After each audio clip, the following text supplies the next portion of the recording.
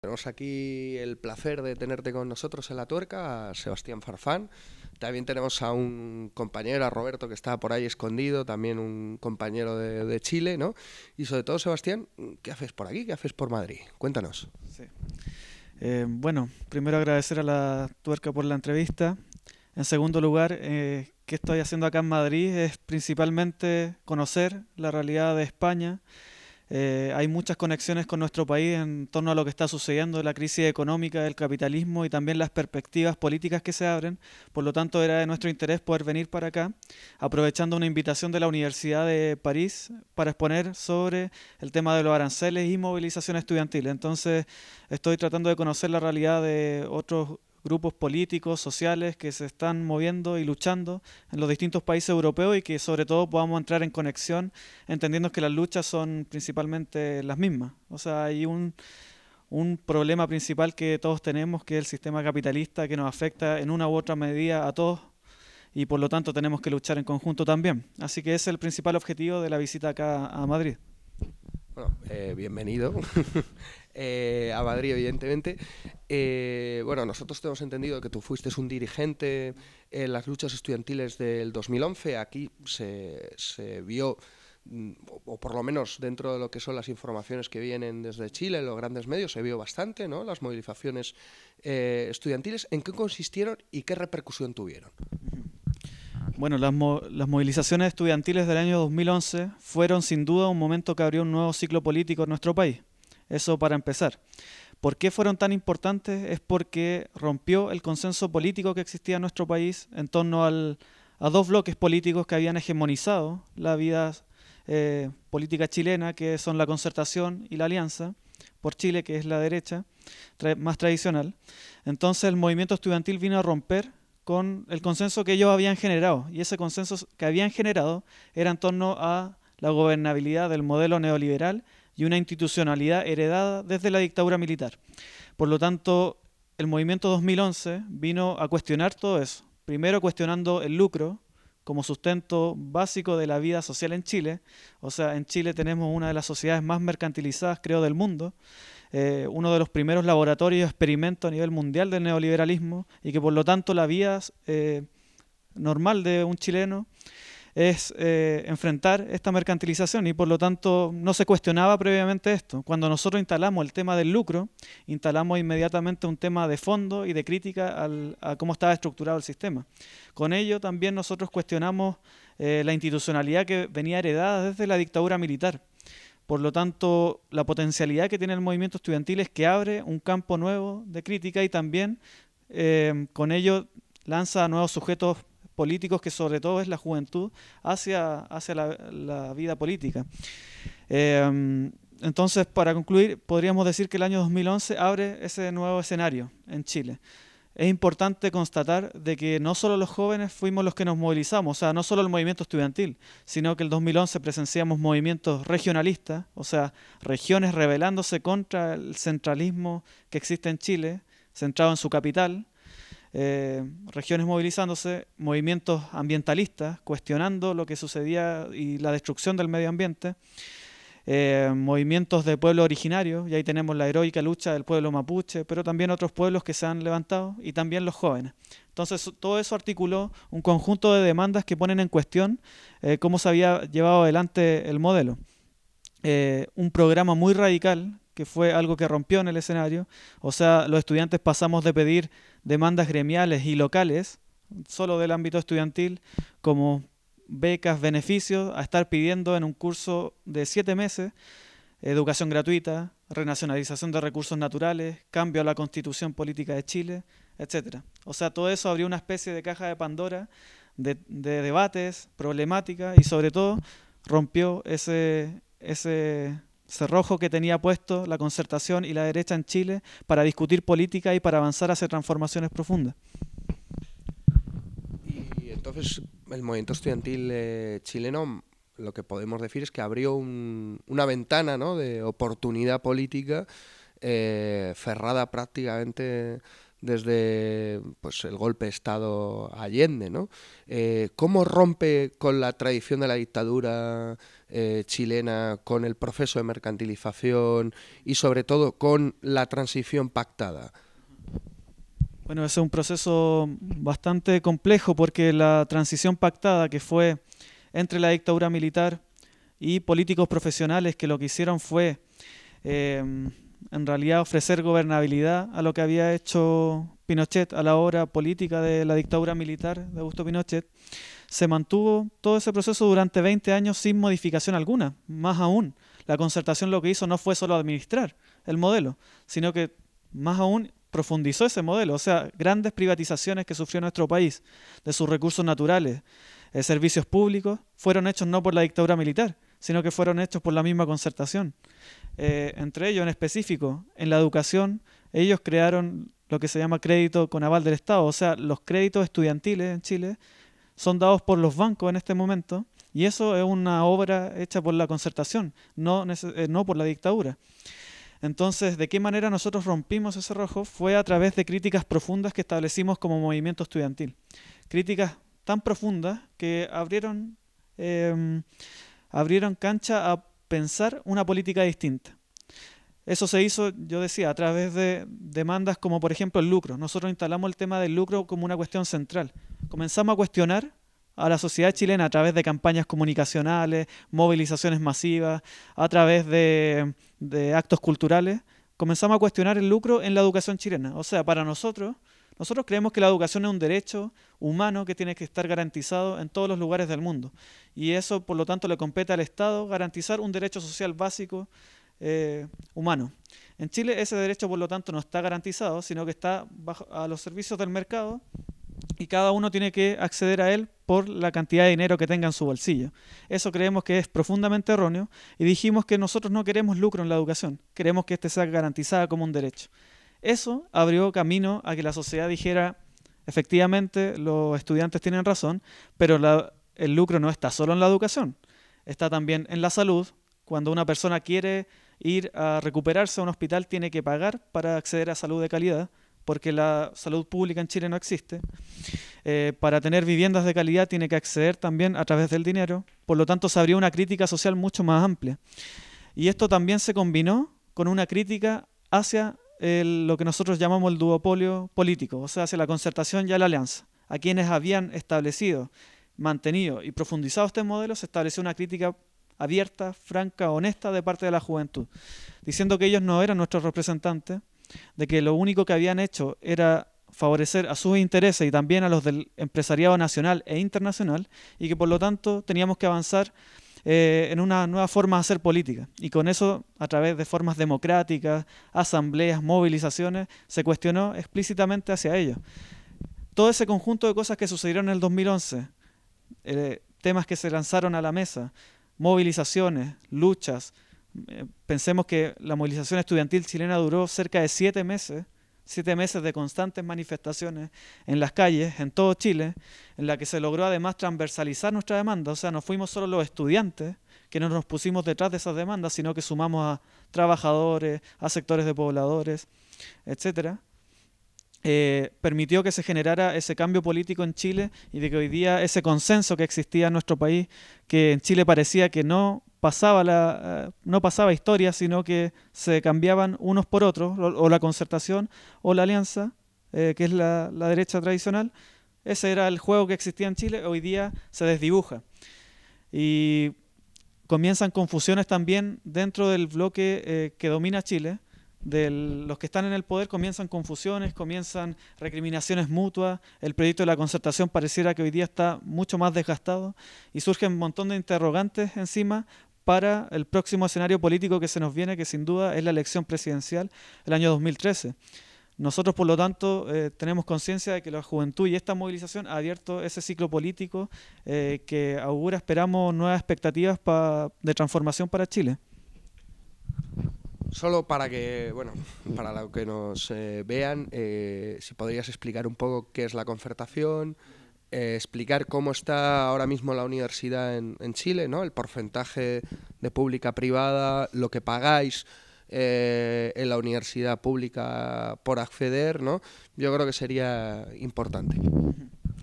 Acerca de los bloques políticos, primero, la Concertación es un conglomerado de partidos políticos que habían estado en la oposición a la dictadura militar de Pinochet, pero que ellos lo que hicieron fue prever de que era necesario no ir en un proceso de insurrección estilo Nicaragua, sino que se necesitaba una transición, pero pactada con la dictadura militar para que ellos quedaran obviamente en el poder.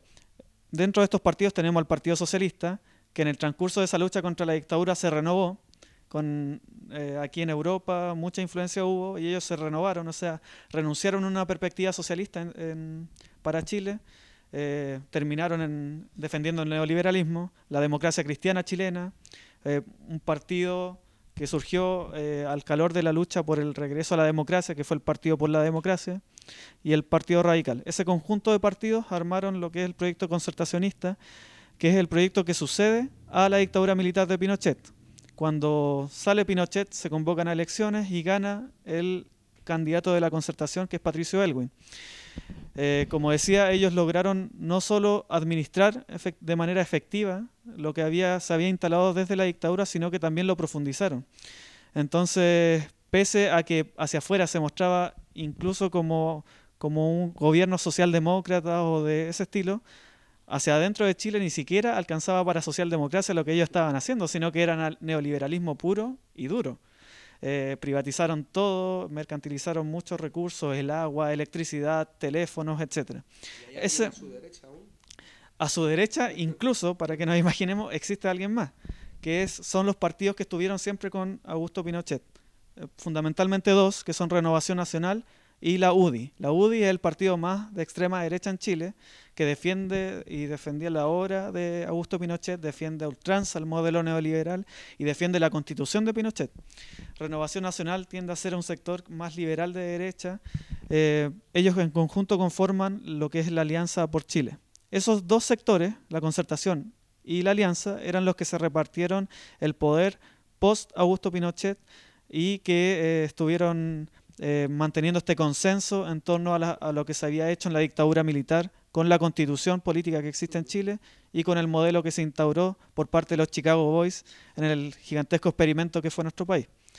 Eso en relación a las cuestiones políticas.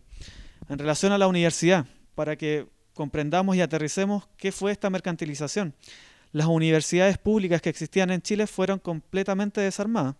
O sea, teníamos, por ejemplo, una gran universidad que era la Universidad de Chile. Esa universidad se dividió en universidades regionales muy pequeñas y más encima con poco financiamiento del Estado.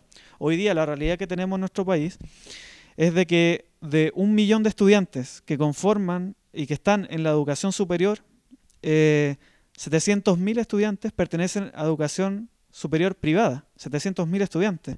O sea, dentro de esto incluimos universidades privadas, centros de formación técnica, institutos profesionales, etcétera. Todos privados, 700.000 estudiantes, o sea, el 70% están en educación privada. El 30% que queda son universidades públicas. Dentro de esas universidades públicas hay universidades que son propiamente del Estado, que son muy pocas, y universidades tradicionales, podríamos decir, que tienen algún componente privado, pero son las públicas en general. O sea, dentro de ese sistema hay 300.000 estudiantes. Para que comprendamos lo desvalidas que están este grupo de universidades que han bajado su matrícula constantemente, hoy día llegan a ser el 30% de la matrícula general del sistema, comprendamos de que ellos están en una lógica que nosotros llamamos de autofinanciamiento. O sea, cada universidad para poder subsistir tiene que autofinanciarse. ¿Por qué? Porque el Estado, en la lógica de subsidiariedad, de neoliberal, de desentenderse de los derechos sociales básicos en Chile, se ha desentendido también de la educación superior. En este caso, en las universidades públicas, el financiamiento en general que da el Estado hacia la universidad es de un 20%. El resto, del 80% de los presupuestos que tienen las universidades los financian las familias chilenas y el estudiante a través de lo que pagan en aranceles mensuales y en matrículas anuales. Por lo tanto, podemos hacernos una idea de cómo es el sistema hoy día, cómo está estructurado, un sistema perverso, absolutamente perverso, que hace que las universidades públicas y el sistema de educación público en general se reduzca a su mínima expresión y que lo que se tiene proyectado de aquí a un mediano plazo es que las universidades públicas quedan reducidas a muy pocos espacios, desregulado totalmente, compitiendo además con monstruos que no son solo universidades privadas nacionales, sino que son conglomerados internacionales de educación que hoy día están instalados en Chile. Pensemos, se ofrecen desde automóviles hasta computadores para matricularse en universidades privadas.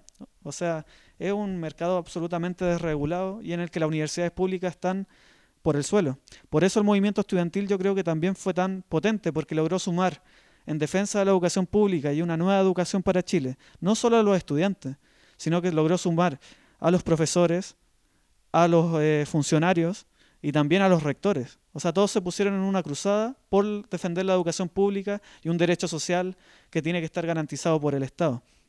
Entonces, ese conjunto de cosas explican la radicalidad, yo creo, que tuvo el conflicto estudiantil chileno. ¿Por qué duró 7 meses? ¿Por qué fue el conflicto más largo que hemos tenido en la historia de nuestro país? ¿Y por qué también cambió Chile? Porque en el fondo las políticas que impulsaron la concertación y la alianza fueron de mercantilización en todos los aspectos de la vida. En todos los aspectos de la vida. Hoy día un chileno normal, yo decía, no tiene derechos sociales garantizados. O sea, tenemos que valer por nosotros mismos el poder subsistir de manera digna. Entonces, cuando se ve este tema de la educación y explota, se ve que en realidad no es solo la educación, sino que hay un problema general en Chile que hay que resolver. Bueno, ya simplemente para ir terminando, en la televisión lo único que veíamos eran mucha gente en las manifestaciones, algún que otro contenedor o cócteles Molotov, esos cañones que tenéis ahí de agua a presión, ¿no? Guanacos, que aquí de momento no los utilizan, ¿no? Y a Camila Vallejo, de portavoz máxima del movimiento. Bueno, ¿qué fue de esto, ¿no? ¿Qué hay de verdad en todas estas imágenes que nos transmitieron aquí?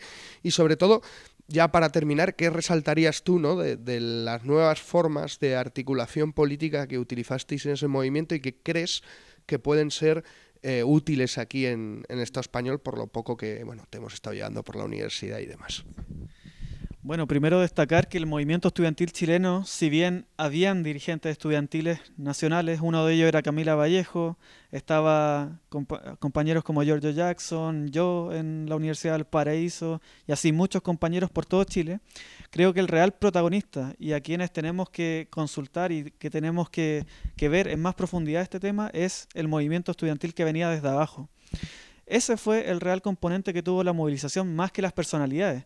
De hecho, yo me atrevo a decir que las dirigencias ocuparon un rol secundario en el movimiento estudiantil universitario y que el rol prioritario lo tuvieron los miles y miles de estudiantes que se movilizaron en las calles. La simpatía no la generaron los dirigentes, sino que la generaron un movimiento que tuvo capacidad de expresiones que no se habían visto antes en Chile. O sea, el hecho de que viéramos a 3.000 estudiantes haciendo una coreografía afuera de la Moneda de Michael Jackson, defendiendo la educación pública, que la gente saliera a besarse por la educación pública, eran expresiones espontáneas desde abajo.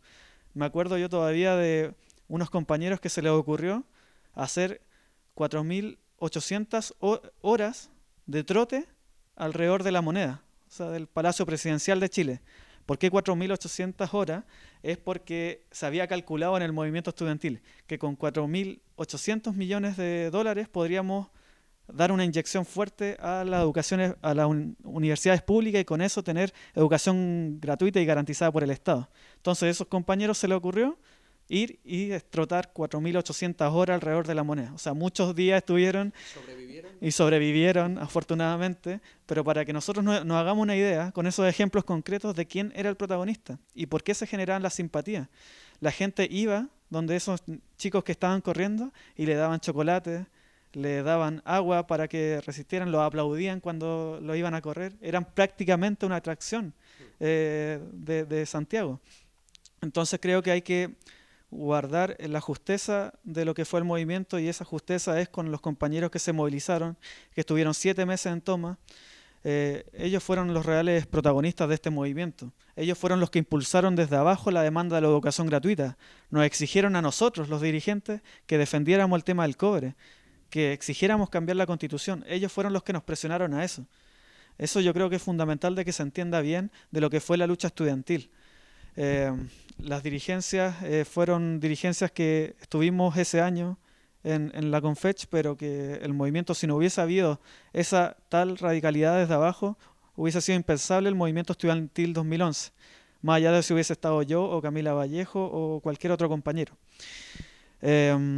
Acerca de lo que me decías de estas nuevas formas de hacer política, justamente está relacionado, muy relacionado con lo que pudimos ver en Chile. O sea, primero hay que recalcar que pese a este tema de las asambleas, nosotros sí tenemos una estructura que está validada y legitimada en nuestro país desde los años 90 hasta la actualidad. Ese es un trabajo que cuesta mucho, que es mucho sacrificio, que es levantar una organización que esté legitimada socialmente. Corresponde a discusiones, a procesos de unidad, pero la Confech hoy día es un actor legitimado porque tiene muchos años tras de sí. Y la Confech no solo reúne actores politizados o los más politizados, solo los grupos políticos. La Confech es la representación de todos los estudiantes de Chile. Por lo tanto, en la Confech tú puedes encontrar desde estudiantes que son de derecha, que apoyan a la UDI, por ejemplo, y a la Concertación, hasta estudiantes de lo más izquierda que tú puedas pensar. O sea, es una organización unitaria, que eso es lo fundamental. Y eso es lo que nunca se rompió en el movimiento estudiantil chileno, la unidad del movimiento social en torno a su estructura. Cada universidad tenía su federación, su centro de estudiantes y su asamblea. A través de ellos se tomaban las decisiones que subían a la Confech y después bajaban para que fueran consultadas nuevamente. Esa estructura se mantuvo siempre de manera unitaria, pese a todas las diferencias que tuvimos. Creo que ese es un ejemplo a destacar de lo que fue la Confech. Y por último, de las expresiones políticas, aparte de esto unitario, es que fue profundamente democrático. O sea, era unitario, reunía a todos los estudiantes de las universidades públicas chilenas, pero aparte el protagonismo lo tenían las asambleas desde abajo. O sea, cualquier decisión tenía que ser constantemente consultada con los compañeros. Yo como dirigente de la Confech no podía hacer lo que a mí se me ocurriese, ni aunque tuviera que conversar con Piñera, y de hecho lo hicimos, yo no decía lo que a mí se me ocurría decirle a Sebastián Piñera, sino que hacíamos lo que nuestros compañeros nos mandataron a realizar. Y eso es otro aspecto fundamental que creo del movimiento estudiantil y que ahí radica la fuerza, en la unidad, en la democracia desde abajo, y en el que no hay un protagonismo dirigencial, sino un protagonismo de los estudiantes que están en lucha. Eso creo que son los aspectos principales. Bueno, muchas gracias, Sebastián, y bueno, mucha suerte en tu gira por Europa.